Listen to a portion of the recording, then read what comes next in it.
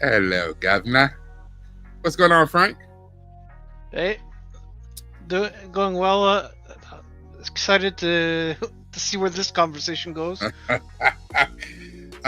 So thank you for everyone who's tuned in now, for everyone who will tune in. And then even those of you that don't catch it live, you'll catch it on the playback on Patreon or on YouTube. We're doing something a little bit different today. Usually on Fridays, we do an early in the day, like a mid-afternoon, 12:30 p.m. Eastern time live stream. Because today is the 4th of July. We're trying something different to see if, maybe we get a little bit crowd by doing a little bit later. This might be too late. Maybe you needed 6, maybe you needed 4, but it is what it is. We're just trying something different. Sintel is on the way. He was working a huge convention in his local area, one of the biggest conventions in the country, and he's press. He's royalty. He's somebody. But of course, being at that big of a convention, that big of a con, he's caught in traffic. So he'll be here as soon as we can. And I got Frank with me. I'm appreciative. Thank you, Frank. How you doing on this Good Friday?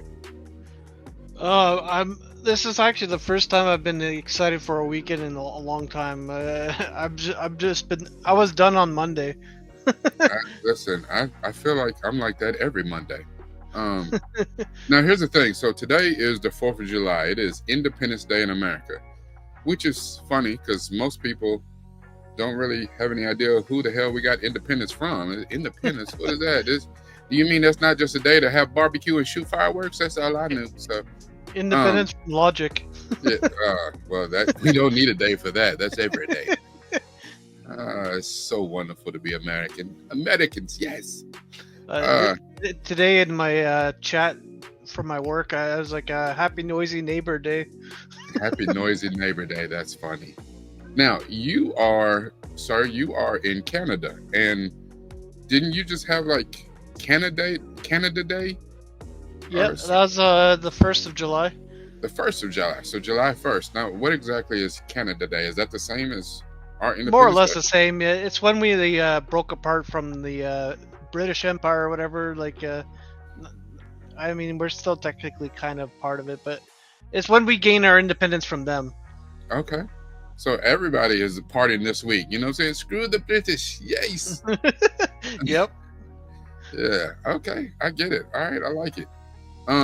Now today's topic is an interesting one because I was having a conversation with a friend of mine, and he was just talking about if he ever got a chance to meet X, Y, and Z, how he would act. And it just got me to thinking. I was like, I don't know if there's anybody really that I would completely fanboy or fangirl over. A friend of mine, so I used to, once upon a time, I had a radio show called Weekend with Tez here, run by my good friend Tez of 2 Deep. And we had one of our co-hosts on the show, Melody. She, when I'm saying loves Chris Brown, it is almost to a, clinical disgusting level. Like, you might need to be checked in for stalking. She loves her some Chris Brown. And she's one of those type of people, you never know if they're real. She's one of those type of people that she will do the meet and greet and pay I want to say that she's done it before, once or twice, that she's done the meet and greet and paid the $1,100, $1,200 or so to meet him, for a few minutes and take a picture with him, whatever. And usually, he's so gracious to his fans. He's like, whatever kind of picture you want to take. So some of them are very risque and just weird shit. But, for $1,100, $1,200, like, no, thank you on that price. yeah, I think that she's done it. I know she's done it once. She may have done it twice. But she is somebody that, the mere mention of Chris Brown, and she fangirls all the way out. Like she could tell you everything about, what temperatures is bath water, all types of shit. Like, girl, you might need to get you a life, get you a man locally, but that's my partner. So we were having this discussion, and it made me think that's how we got to today's that's today's topic. Yeah, Rocky, you are absolutely right. That is too much for Breezy. I like Could Chris you Brown. pick a better person, maybe? I like Chris Brown, and the thing is, we don't know what happened in the Lamborghini, and we're gonna demonize him for, he did that when he was like 17 years old, and he's like double that. It was like 20 years ago. So I get it. Whatever, he was an asshole back then. Everybody deserves a second chance, get to evolve or whatever. Yeah, He makes fantastic music. I mean, hell, there's people outside the courtroom, spraying bottles of baby oil in the air for somebody who is a convicted super freak, And I was just like, we seen actual video of him going completely in and all for that, whatever, however long that trial was, that was the details. I don't see how you could show up to the family barbecue and look your family in the face no more. Like, just like, you did what? You nasty, just, He'd be like, can I have some of that? Listen, get him a paper plate and get him some of his plastic utensils. He can't eat on nothing over here. Yeah, nasty. So, anyway, but Chris Brown, whoever.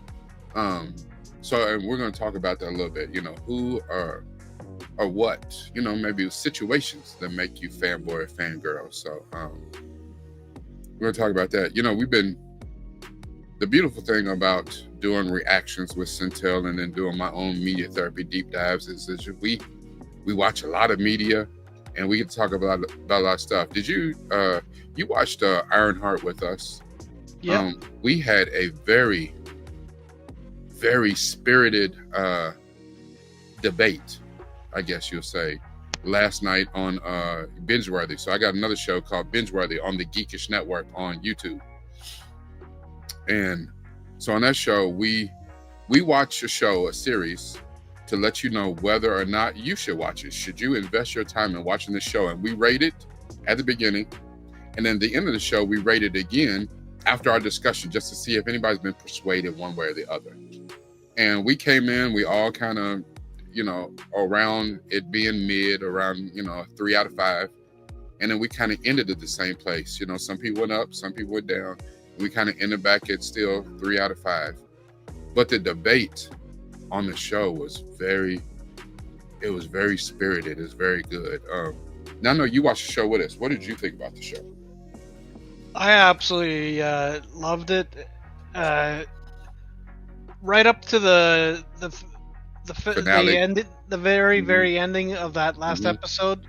And I won't go into it for people who haven't seen it yet. Right. But, right. Up until that point, it was a 9 out of 10 for me. And wow. Okay.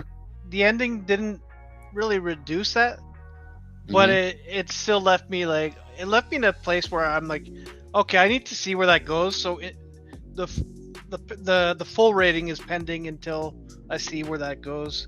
But overall, I really loved it. Okay. I didn't, and then I did.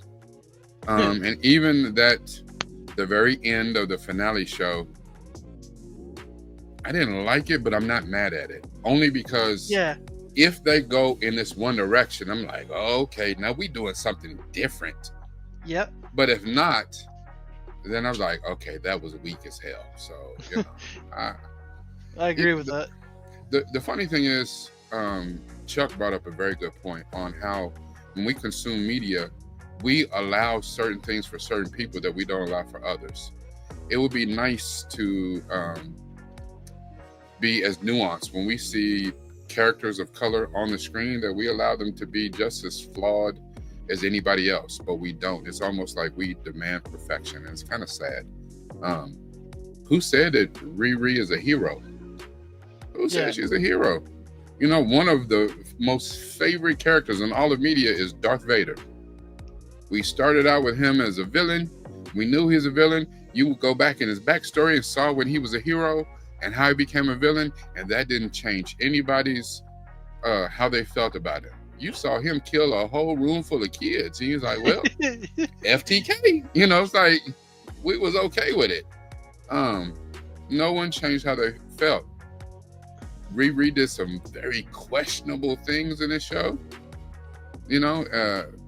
Reminiscent of, she has very bad decision making. Very bad. Emotional thinking, yeah. Yeah.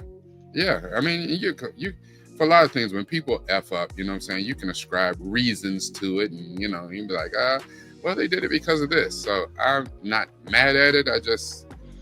I want All it of her better. choices made sense on an emotional level. Like, obviously, logically, she should have thought better, but I like flawed characters. I like my heroes to have some gray and some some dark side, and I like my villains to even have a good side. Like, it doesn't it's not so, it doesn't have to be so firmly one-sided.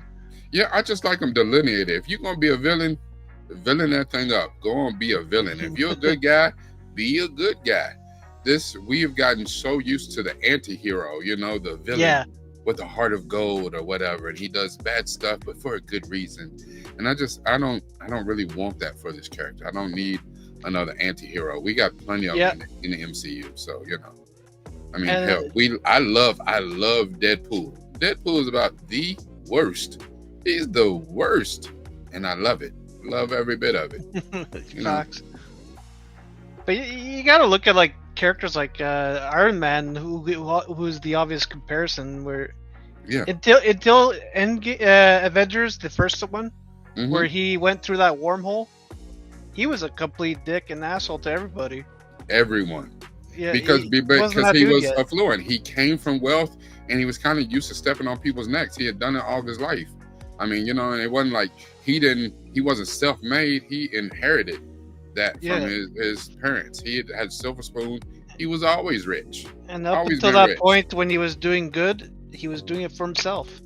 Yeah, but even though, I mean, he was an arms dealer. He had contracts with the government and sold, you know, weapons of mass destruction to, you know, whoever all over the world.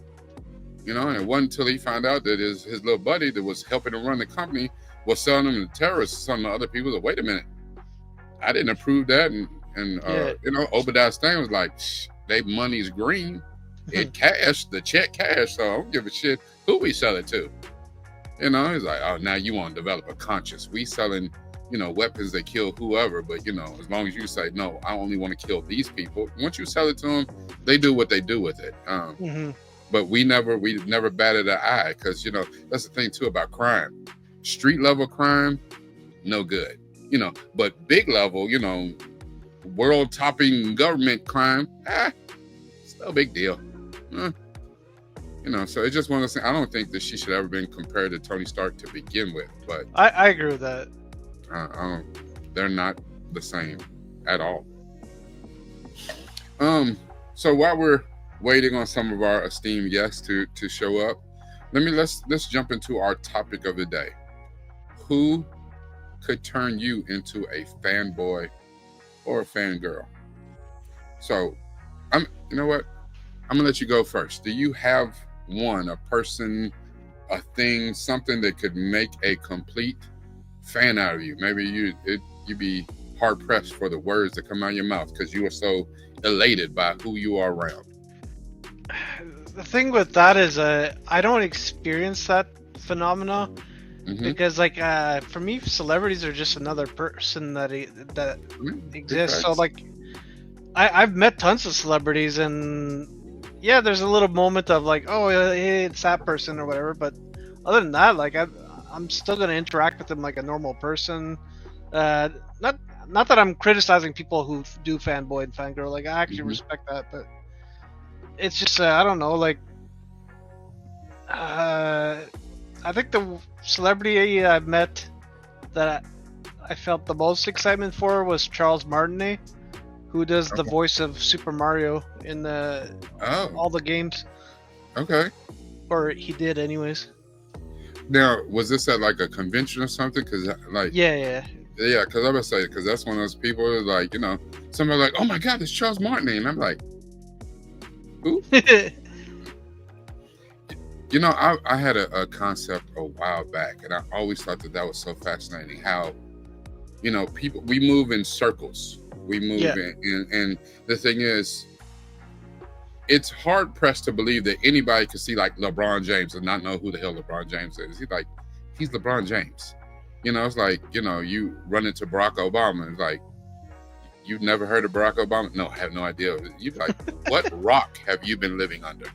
You know, but in certain circles, there are some people that are, you know, like you said, like this dude, Charles Martinet, you know, he go to a convention and people be lined up around the block to talk to him, to get a photograph. And like in that circle, he's famous, like famous. And people are like, wait, who the hell is that dude? Like, I've never heard of him. You know, authors, artists, certain athletes in sports that you don't follow. You know, it's like, I don't follow hockey. So even though I know of, you know, the Mario Lemieux and Sidney Croft and some, you know, I know who Gretzky is, you know, but some of the big names that, you know, you might recognize, you've heard them on SportsCenter or whatever. But like if I bumped into him in the airport, I'd be like, oh, you know, excuse me, dude, and keep it moving. And somebody be like, do you know who the hell that was? No, I don't. You know, I was like, who was he? You know, somebody said, that was such and such. Listen, even if I did recognize him, I'd be like, okay. Yeah. So listen. So when my sons, my two younger sons, I got one of my sons is going to turn 14 in like 2 weeks, and then my other son will turn 9 in 2 weeks. Their birthdays are a day apart.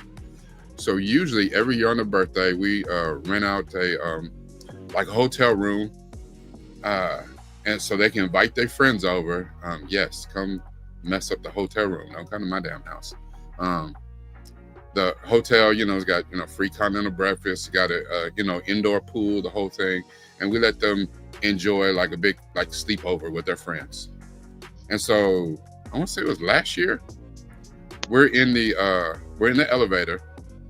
My son, I don't know, you know, he was turning 13. So I don't know, hormones or whatever. He said, we want to go to dinner. I was like, all right, well, where are we going to dinner? I want to go to Hooters. Wait, what? Oh, you clearly 13. You know what I'm saying? You know, you don't want to go to Hooters for the wings. I know that, damn it. You know, and all his little friends, that, you know, they're all their hormones. And, hey, come on, we're going to Hooters. I was like, really? I was just like, ugh, food is terrible. But we got in the elevator, and it just so happened that Sean Ashmore got in the elevator with us. Now, the crazy thing about that is, you know what I'm saying, it's you know, a nice looking Caucasian gentleman is in the elevator with us, and all the kids were like, you know, didn't see it. And I looked at him, and I looked at him again. I said, holy shit. I said, now which one are you? And he looked at me like, no, because he's a twin. I know. Yeah, Sean and Aaron Ashmore. And so it takes me a second to figure out which one is which. I can tell them apart, but yeah, they are very similar looking. Yeah, they are, because you'd be like, oh, that was Sean in this movie. Like, nope, that was Aaron. You're like, God damn it. So I saw him, and I was like, no, which one are you? And he looked at me. He's like, wait a minute. You know me? He was blown away. I was like, you know, this black guy, he knows who I am. You watch my shows. And I was like, hey, dude, yes. And I told the kids, I was like, kids, I was like, I know you're a little bit young. I was like, but back in the day, if you like superhero movies, I said, y'all ever heard of the X-Men? They're like, yeah. I said, you watch the old X-Men movies? They're like, yeah, we see that. I said, well, this right here, he played Bobby Drake. This is Iceman. And they looked at him, they're like, oh my God, you're an X-Men? I said, you don't know, it's TV, it's a movie, right? He's not an X-Men for real. But you know, he was more blown away, and I was like, hey, I love what you're doing on The Rookie. And he was like, oh shit, you really do know who I am. I was like, yeah, dude. I was like, I've seen you. I do this. I know movies. So, you know what I'm saying? I was like, you know, what are you doing in Louisville, Kentucky, though? Like, that's what blew me away more than seeing him. I was like, why the hell are you here? You know, you making some shitty movie here? Like, dude, you should be doing better than this. But, you know, the thing was, the kids were blown away. So they're trying to tell people. And I, you know, just said, hey, you know, love what you're doing, you know, whatever. Yeah. And it never occurred to me, because I don't give a shit, but I should have taken a picture of him with the kids, because that was a story for them. You know what I'm saying? It didn't even occur to me. And I was like, damn it. Yeah. Because they was like, see this dude right here in this movie? That's him. I saw him. I met him. To me, I was like, oh, okay. What's up, dude? You know, I don't give a shit. You know. I love the work he's doing in video games. He's done a few video games now.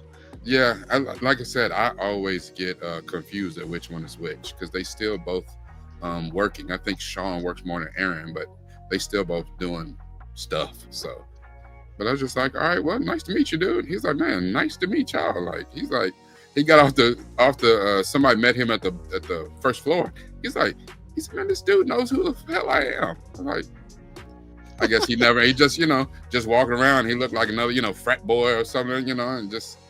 I was like, no, great work. I love what you're doing, dude. Kept it pushing. So it's one of those things. Hold on, before we jump into this, I want to answer these real quick. Yes, I did see them. So Project Dystopia. Yes, we are a little delayed on watching The Bear. So Centel and I will be watching The Bear. I know that MC, who watched season 1 and 2 with Centel, she's been a little bit under the weather. So I don't know. I watched season 3 with him. So I know I'm going to watch season 4. We're hoping to have MC back watching with us, but I don't know. But we are going to watch that. Remember, I was on vacation last week. So as soon as I touched down, we had to get Squid Games in. We had to finish Ironheart. So we had a few things to do. So and hopefully you guys are going to Centel's page to watch those reactions and stuff. So, but yes, we are absolutely going to get all 10 episodes of The Bear in just as soon as possible. We would have already been working on it. It would have already been in the Patreon, but it just had the technical difficulties. So, something broke on Centel's computer and we've had to wait. So we've been on kind of a holding pattern on shooting a couple things in the Patreon the past couple days, but I think he's got it fixed, so we're going to be back in action real soon. All right, Rocky Matters. Are we doing fangirl boy as in a crush or loving a certain character? Either one. Like, what works for you? Like I said, when I saw Shawn Ashmore in the elevator, the first thing, because it's what meant the most to me, was I was like, this dude is Iceman in the X-Men. And then I was like, oh, okay. I liked him in The Rookie too. He's currently working. So, congrats to a actor getting a current check. So that, whatever does it for you. So yeah, and I think Aaron was on Warehouse 13. I did watch Warehouse 13. So that was a good sci-fi show. It was I know Aaron more from Lost. Lost. Okay, I never saw Lost. I know it sounds like blasphemy, but I never watched Lost. Okay. Hold on. Hold up. Wait a minute. And we're gonna bring to the stage now. Hi, Sherelle. Yeah. Hey. How you doing? Fine. So me and Frank here just chopping up a little bit. Centel is stuck in traffic, so he'll be with us soon. And we had just kind of jumped into the topic. Is there any person, character, situation, something that would make you fanboy or fangirl? Well, fanboy for us, but fangirl for you. Oh, you mean like if I met them in real life? Yeah. Mm-hmm. Oh, Keanu Reeves. I'm probably gonna cry. Not even gonna lie. Really? Yep. Really? Oh, Keanu, yep. And he's just gonna be like, wow. Yep.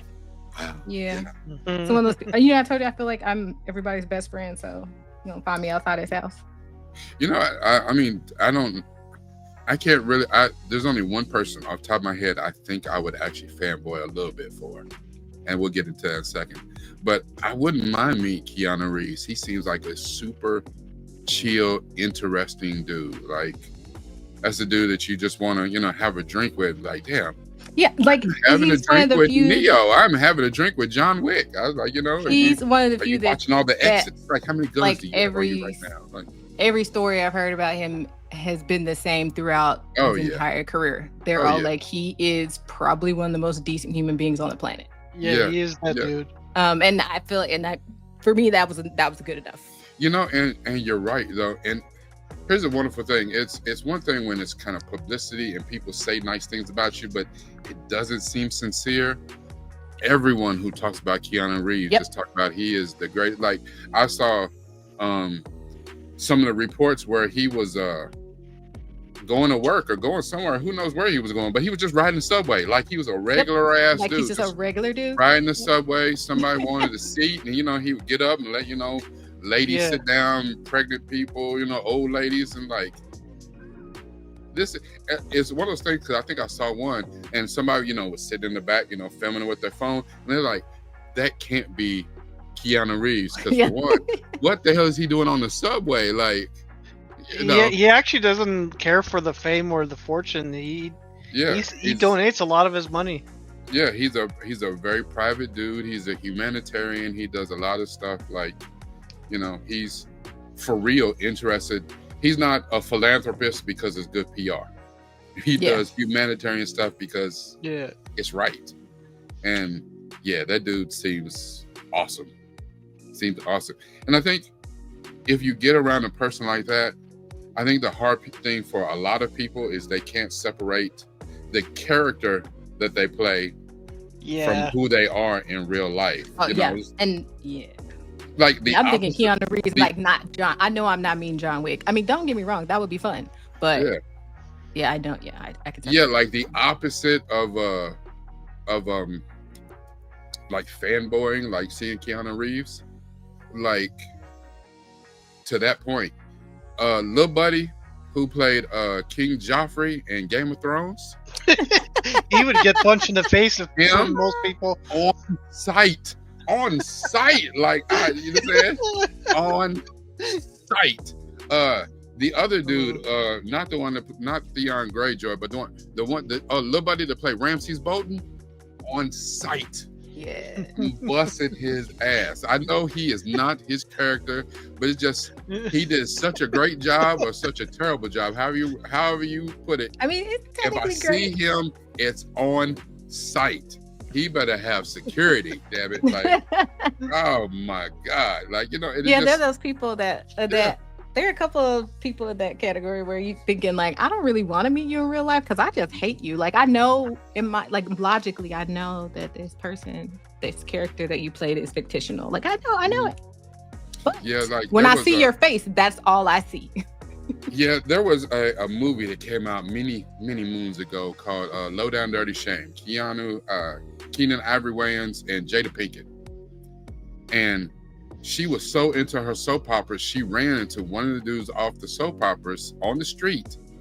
But she was so twisted with his character, whatever he was doing on the show, caught her in such a way, she jumped on him and beat his ass. They had to grab her, and she's like, hey, you shouldn't be doing her like that. Like it was real life.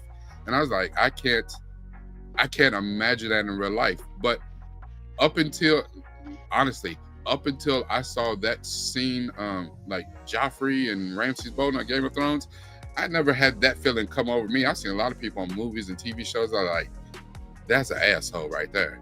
But something about it just that day it caught me. Joffrey and Ramses Bolton, I was like, you know what? I feel like old girl from Dirty Shame. I would beat their ass on sight. Like, hold on. Let's see. I don't know what's better when it's black. Every time I hear that movie, that's exactly what I think. That's the first yes. Hold on. Hello, sir. Hey, what's going on? Sorry, man. I'm having some technical issues, but my camera should be up shortly. What's going on, everybody? Okay, what's going on, man? Hey, how was the convention? How was the con? Oh, the con is off the chain. I just literally ran in the door, threw my bag down, and I was like, okay, let's get this thing going. It was good. It's still going on, as a matter of fact. But we're just glad that you're here. I've been holding it down with Frank and Sherelle. We've been talking about some interesting things. So we haven't dived too deeply into our topic. So we're about to do that now. So, Sherelle got us kickstarted, and she said Keanu Reeves. That's somebody that she would absolutely fangirl over.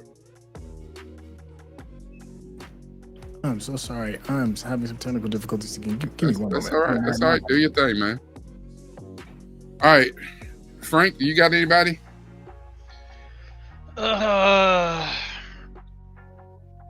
Like the biggest one that I had is dead now, so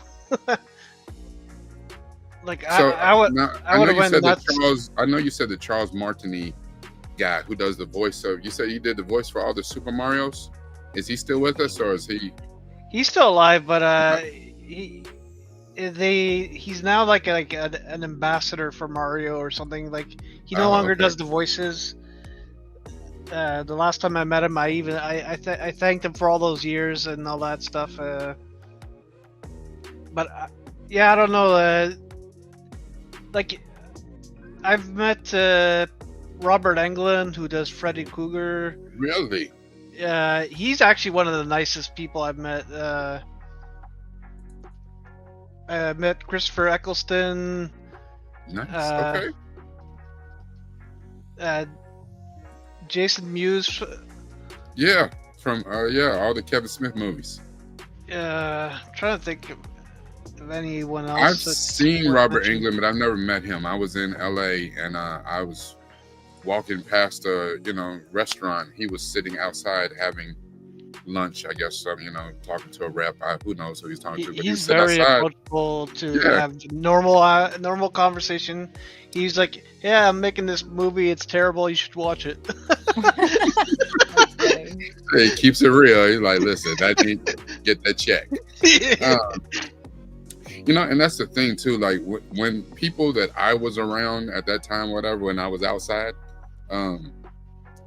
they would be amazed that I would see people and know immediately who that was. I was like, oh man, that's Robert Englund. They're like, who? I was like, Freddy Krueger. They're like, oh, that's Freddy Krueger. And then they say, say some dumb shit. And I'd be like, why am I friends with you? Like, well, where's his sweater and his hat? And, oh my God. Yeah, because he's just going to casually wear that. Yeah, it's going to walk around. 90 degrees in LA, and of course he's got that hot ass sweater. I would always, if I were he's like cutting that up kind his food with the fingernails. Like, yeah. If I were one of those like main characters like that, though, I would want to go to like a party dressed up as that and see if anybody figured it out. And that's what's so crazy. Like, if he went to a party dressed up as Freddy Krueger, they'd be like, they'd either be like, oh man, that's a great costume, dude, or like, you don't look nothing like him. Right. Yeah. You're right. I think those would be the most fun for you. They'd be like, you don't look like this person. You'd be like, really? Oh, I don't? Okay. Yeah. I was in LA with some friends, and I forget what street maybe we was on Wilshire. I don't remember what street we were on, but we were downtown, and so I was at a stoplight, and in the truck in the lane right next to us was at that time a brand new Cadillac Escalade pulled up. And so the first thing that caught my eye was the Escalade, and I was like, oh, that's nice. And that was, at a time when the Escalade was still a newer vehicle on the market, and that was when they updated with the new body, where it didn't look like whatever the other one, Suburban or Tahoe or whatever the hell. It was the Cadillac, and you knew it was a Cadillac. I was like, oh shit, that's nice. And I looked over, and the driver was Shaq. And I remember the other people in the car with me lost their minds. And they just start screaming, oh my God, it's Shaq. Oh my God, get out your camera, take a picture. And I just looked over and I was like, okay. I gave him the head nod, and he saw the ladies who were in the car going crazy, and he was loving it. He just loved that shit. He's like, yeah, I'm a big Shaq Diesel. He needed the little bouncy ball at the bottom. And the other dude that was in the car with me, he turned to the ladies. He said, I don't take no pictures of no ninjas. And, Shaq drove off, and I just laughed my ass off because I was like, I didn't say it, but I felt the same way. I was like, okay, we saw Shaq. Big damn deal, It'd have been a big deal, like if he, the amount of exuberance on your face that you got that working is crazy. That's crazy, man. All my life I had to fight. To fight your computer. Yo, what is going down? What's going on, sir? Man, I'm here. You see the little sweat. I see. So I was trying to wait until you got on camera because I need you. I need to see your face. I need you to feel this. and I already know that you probably have the same one for Fanboy, but I had to say it before you say it, damn it. Ooh, what is my I don't have many at all. Like I don't give a shit who it is. Like, but the one I probably think that I would have fanboyed over, he's no longer with us. That damn Prince. Prince. Yeah. If I was in the presence of Prince, I was like, you know what? Yeah, I'm not mad at that. I might have to purify myself in the waters of Lake Minnetonka. I just not for Prince though. You know what I'm saying? Prince was a hetero dude. I mean, he got on some lace lingerie, see-through booties or whatever the hell he got on. He got on a girl's ice skating outfit, whatever. Yeah, but you know, Prince he is got a whole tennis skirt and still gonna steal your girl. yeah. But Prince, he stays surrounded by baddies. I was like, listen, where Vanity and Apollonia at, my boy? Sheila E. Where, you know, any of them? Listen, we can kick it. I just want, you know, and just to be around a genius of that level at work, like I'd want to be around him in the studio, just in there creating. Like that dude was a machine when it came to the music. Like, you know, he recorded music every single day. Yeah. I think I would fanboy a little bit over Prince, you know, and just, you know, he got this soft ass look and just, you know, all this shit, but then he started talking and, you know, he got this old deep ass voice. It's like, you know, have you purified yourself? What the hell? That your voice don't go with your frame, sir. You are 4 foot 17 inches tall. Like, what the hell? So, yeah, it'd probably be Prince for me. I'm not mad at that. We have a mutual friend, Courtney Starwhite, who used to actually work for Prince.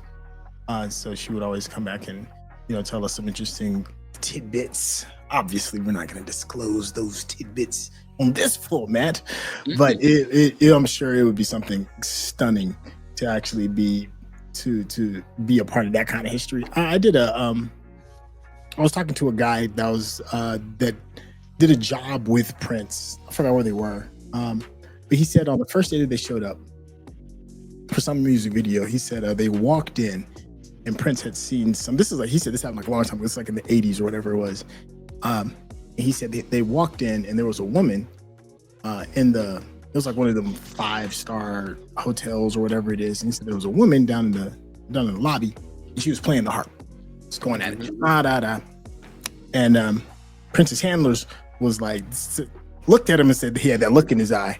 So he sat in the lobby while they got all of his stuff together and watched this woman just play the harp.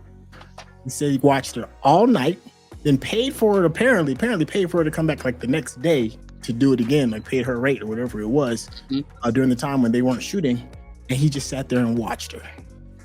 He said the following day after that, after they had finished recording and doing all that other stuff, he was playing the harp as well as she was, allegedly. At least that's what was told to me, that he's just like that type of musical like prodigy. Like he'd never really played it before. He'll never played it at all. This is how the story goes, you know. But the dude, he was like, I swear on everything I love. He was like the next day he was on there. He's just banging out hits on the harp from just like a day of watching. Yeah, they've said that about that Prince was such a musical prodigy. He played like 17 different instruments. And I've heard that story, not that particular story, but I've heard that he could pick up stuff so fast and he could do it damn near like a master, somebody who'd been doing it for years. He could pick it up just that fast. Like, it's crazy. Yeah. I do know, I remember I was watching something here recently and what is dude's name? Walter Jones? The guy that was the Black Power Ranger in the first season of Mighty Morphin Power Rangers.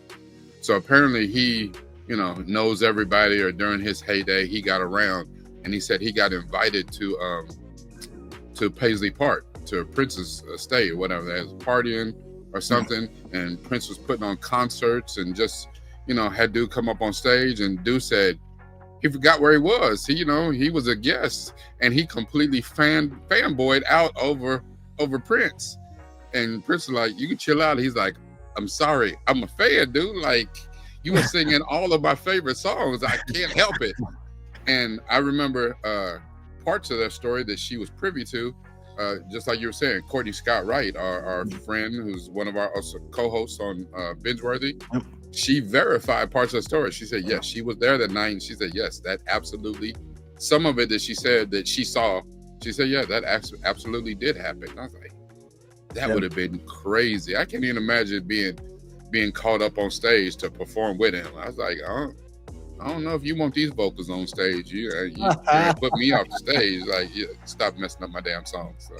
Yeah, in case for those that are fans of the channel who have seen Courtney on here before, she has an incredible voice.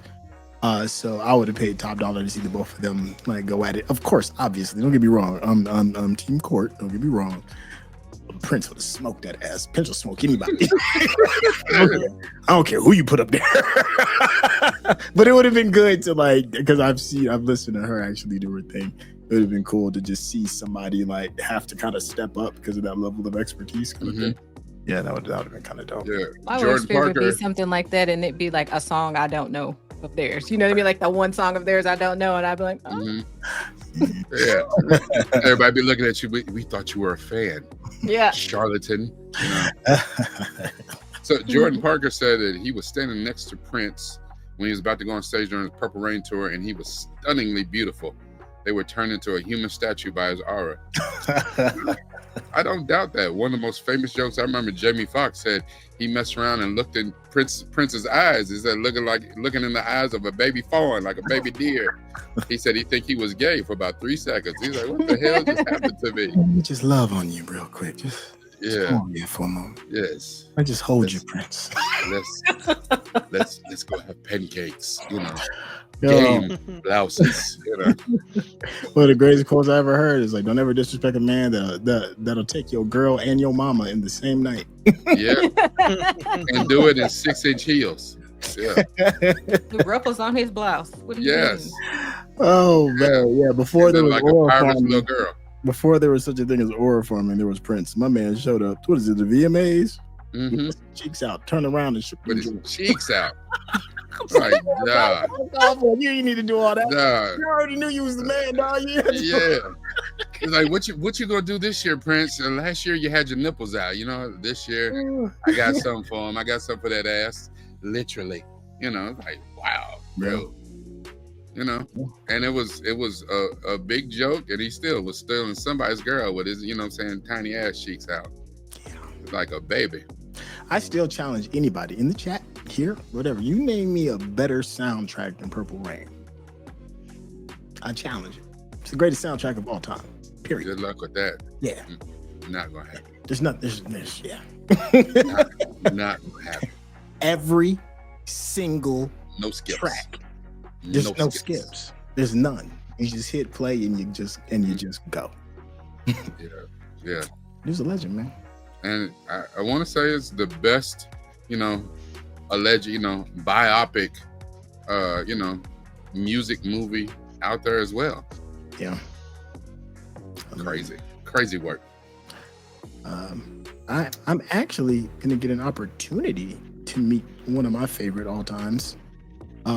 Person I get to fan out. And I'm hoping I get a chance to ask him some questions because he's actually here in Denver. So during the con, while you're working this weekend? While I'm working this weekend. Who is it? Mike Tyson. For real? I want to meet Mike so bad. Yeah, you just don't know. That's the Hey, that sounds awesome. Outside of Ali. He's some of his edibles. You can send me some of his. Send me the ones that look like Evander Holyfield's ear. Send me those. That's some smart marketing. Damn it, that's smart. Yo, this dude has done movies. He's made cartoons. He's the greatest, youngest heavyweight of all time. This dude reinvented himself, went to prison, came back, beat charges. Like this man has lived a hell of a life. And here's the thing. Here's the thing I really love about Mike.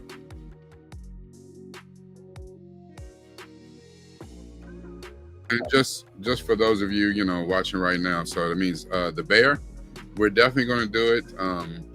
Maybe or maybe not. I don't know. Depends on how she's feeling. MC has been under the weather and stuff, so we definitely want to bring MC back, but it just depends on how she feels.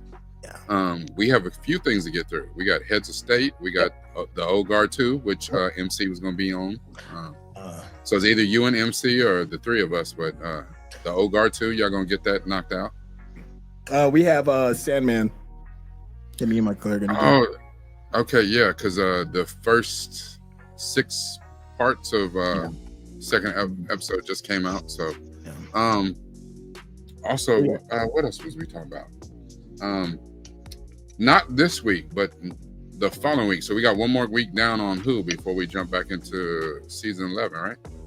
Yeah. It's been 2 weeks already. Yeah, but we won't be able to do it this week, just because I'm certain I'm almost out of town on Thursday. That's a whole other conversation I gotta have with you off screen. Okay. So I want to make sure that when we do Who, we do our week of Who like we always do, and I wouldn't be able to do that. Yeah, well, it wasn't this week anyway. So I was saying, this week coming up. It's not that; it's the following week. So.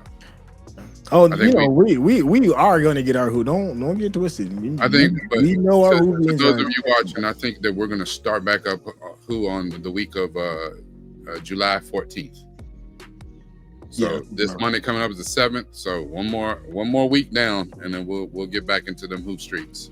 To 11. Yeah, I'm looking forward to it. All right. Okay. Again, thank you everyone for showing up as usual. Thank you for your time. Thank you for your patience. Thank you for everyone who showed up to the stream. We appreciate you. Drop in the chat. Did you like us coming on a later time, or would you rather it be early in the day? Drop us some suggestions on times that you think not only you, but maybe other people that you know would like to drop into our stream. So what time works for you? Let us know. Again, everything that we watch, we all use this, but it's even more important when we all use this. Thank you, everybody.